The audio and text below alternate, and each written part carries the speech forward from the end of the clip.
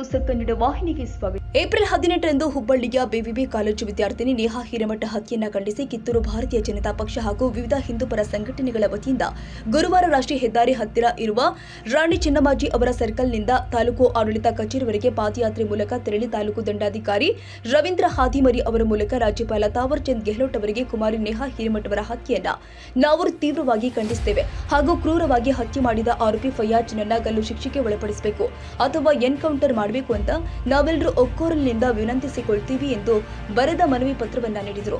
ಇನ್ನು ಪ್ರತಿಭಟನೆ ಮುಂಚೆ ರಾಣಿ ಚೆನ್ನಮ್ಮ ಸರ್ಕಲ್ನಲ್ಲಿ ಮಾಜಿ ಶಾಸಕ ಮಹಂತೇಶ ದೊಡ್ಡಗೌಡರು ಮಾತನಾಡಿ, ನೇಹಾ ಹಿರೇಮಠ ಹತ್ಯೆ ಕೇಸನ್ನು ರಾಜ್ಯ ಸರ್ಕಾರ ಸಿಐಡಿಗೆ ಕೊಟ್ಟಿದ್ದು ಅದರ ಮೇಲೆ ಜನರ ವಿಶ್ವಾಸ ಹೊರಟು ಹೋಗಿದೆ.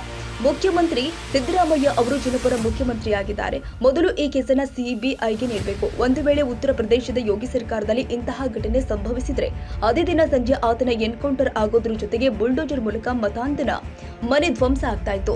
ಇಂತಹ ಘಟನೆಗಳು ಪದೇ ಪದೇ ನಡೆಯಬಾರದು. ಅಂದ್ರೆ ಇಂತಹ ಕೊಲೆಯನ್ನ ಮಾಡುವ ಕ್ರೂರಿಗಳಿಗೆ ಕಠಿಣ ಶಿಕ್ಷೆ ನೀಡಬೇಕು ಅಂದಾಗ ಇಂತಹ ಘಟನೆಗಳು ಮರುಕಳಿಸುವುದಿಲ್ಲ ಎಂದು ಹೇಳಿದರು. ನಾವು ನೇಹಾ ಹಿರೇಮಠ ಅವರ ಕುಟುಂಬದ ಜೊತೆ ಯಾವತ್ತೂ ಇರ್ತೀವಿ ಎಂದರು. ಬಿಜೆಪಿ ಮುಖಂಡೆ ಸರಸ್ವತಿ ಹೈವತಿ ಮಾತನಾಡಿ, ರಾಜ್ಯ ಸರ್ಕಾರಕ್ಕೆ ನೇಹಾ ಹಿರೇಮಠ ಹತ್ಯೆ ಮಾಡಿದ ಮತಾಂತ ಫಯ್ಯಾಜ್ನನ್ನ ಎನ್ಕೌಂಟರ್ ಮಾಡಲು ಆಗದಿದ್ರೆ ಆತನನ್ನು ನಮ್ಮ ಕೈಗೆ ಕೊಡಿ. ಆತನನ್ನ ನಮ್ಮ ಹಿಂದೂ ಯುವಕರು ನಾಯಿ ಹೆರಿದು ತಿಂದಂತೆ ಅವನನ್ನ ತಿಂದು ಬಿಡ್ತಾರೆ ಎಂದರು. ಸಿಬಿಐಗೆ ಸಿಐಡಿ ಕೊಟ್ಟಿದ್ದೇವೆ.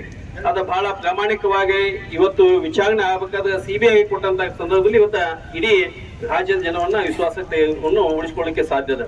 ಅದಕ್ಕೆ ನೀವು ಕೊಟ್ಟಂತ ಸ್ಟೇಟ್ಮೆಂಟ್ ನಿಮ್ಮ ತಪ್ಪು ಗ್ರಹಿಕೆ ನಿಮ್ಗೆ ಏನಾದರೂ ಆಗಿದ್ರೆ ಅದನ್ನ ಸಿಬಿಐ ಕೊಡ್ತಕ್ಕಂಥ ಕೆಲಸ ಮಾಡಿ ಆ ಕುಟುಂಬದ ಜೊತೆಗೆ ನಾವೆಲ್ಲ ನಿಲ್ತಕ್ಕಂಥ ಕೆಲಸ ಮಾಡೋಣ. ದುಃಖದಲ್ಲಿ ಸಹಿತ ನಾವೆಲ್ಲ ಪಾಲ್ದಾಗ ಆಗೋಣ ಮಾತನ್ನು ಹೇಳುತ್ತಾ ಅಂತ ಘಟನೆಗಳು ಇವತ್ತು ಈ ರಾಜ್ಯದಲ್ಲಿ ಒಂದಲ್ಲ ಮತ್ತೊಂದು ಘಟನೆಗಳು ಆಗ್ತಾ ಇದ್ದಾವೆ.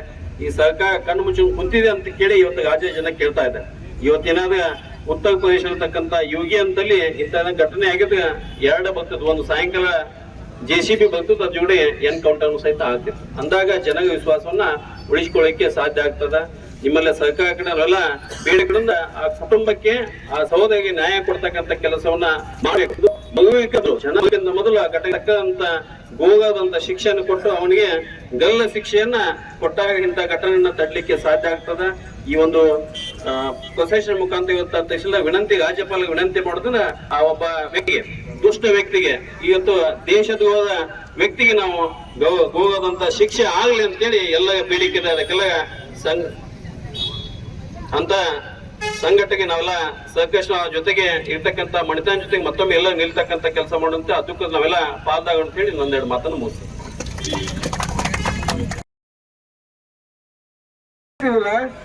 ಒಂದು ಹಂತದಲ್ಲಿ ಇವತ್ತ ತಾಯಂದಿರಿಗೆ ಹೆಣ್ಮಕ್ಕಳಿಗೆ ಇವತ್ತು ಸ್ಕೂಲ್ ಹೋಗಾಕ ಅಂಜಿಕ್ ಬರ್ತೈತಿನ ಮಕ್ಕಳಿಗೆ ಎಲ್ಲಾರ ಮಾರ್ಕೆಟ್ ಕಳ್ಸಕ ಆ ತಾಯಂದ್ರಿಗೆ ಅಂಜಿಕ್ ಬರ್ತೈತಿ.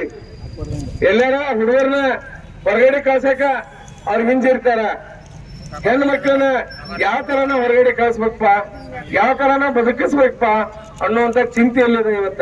ಅದಕ್ಕೆ ಇದೆಲ್ಲಾನು ನೋಡಿದಾಗ ಎನ್ಕೌಂಟರ್ ಮಾಡುವಂತ ವ್ಯವಸ್ಥೆಯನ್ನ ಸರ್ಕಾರ ಮಾಡ್ಬೇಕಂತ ಒತ್ತಾಯಿಸಿ ನಮ್ದು ಎಲ್ಲಿವರೆಗೂ ಹೋರಾಟ ಅಂದ್ರ ಇನ್ನ ಅವನು ಏನ ಕೌಂಟರ್ ಮಾಡೋರಿಗೂ ಹೋರಾಟ. ಎಲ್ಲಿವರೆಗೆ ಹೋರಾಟ, ಎಲ್ಲಿವರೆಗೆ ಹೋರಾಟ.